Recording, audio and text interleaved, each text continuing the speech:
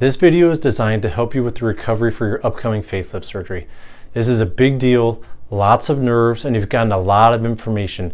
So we want to dial it back and help you digest some of this information to help with this upcoming week. So let's start with the day of surgery. The first thing to remember is not to eat or drink anything after midnight. You may have been instructed to take 1 or 2 medications the morning of surgery, and that's okay. Take these with a sip of water, but otherwise nothing else to eat or drink. The next thing to remember is to bring your medications with you. Some of these medications we're going to give you while you're still here, and it can make for a smoother day of surgery recovery.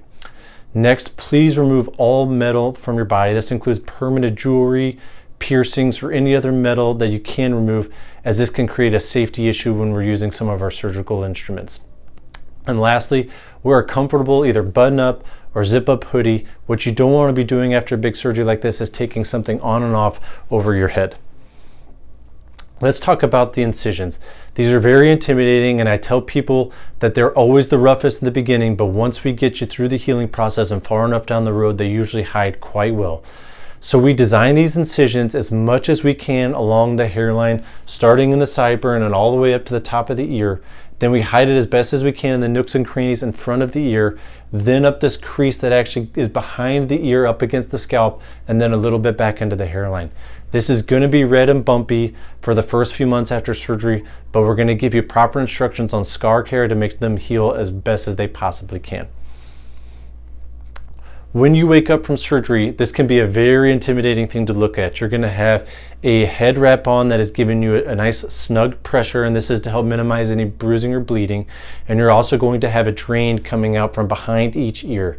These drains are very intimidating for patients, but we're going to take care of them for you, and really we put them there for your best interest. They help minimize bruising, help minimize swelling, and really help suction everything to where we want it to be from your surgery.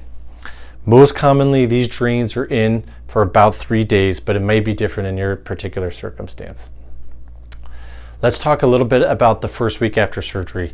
This is a long and emotional week, and it is very normal to not feel very good about the process. You're going to be tired, a little bit sore, not sleeping well, and you are definitely going to be swollen. This swelling is most notable in the cheeks. It's very noticeable in the temples, and this just has a way of making patients feel like they don't look like themselves. Kind of creates a little bit of what did I do sort of feeling. It's totally normal. We'll be here with you. We'll be seeing you a handful of times that first week after surgery, but the most important thing is not to overreact or get too down. It is a very normal thing to experience. Let's talk lastly about healing time. For starters, this is different for everybody, so all we can really do is give you averages, but I will tell you it's going to be on the range of around 2 to 3 weeks if you're in your mid 40s to mid 50s, and by that 2 to 3 week mark, I think that's when you're getting back to work, maybe going out to informal social gatherings. I say for patients who are 55 years or older, this is going to be maybe closer to 3 weeks before you're going back to work or the grocery store or kind of informal social things.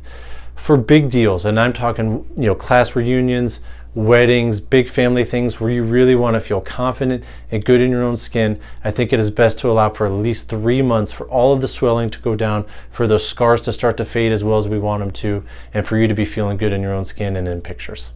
So hopefully this helps. You're going to have a lot more information written down, but I think this is a good bird's eye view to get you through that first week after surgery.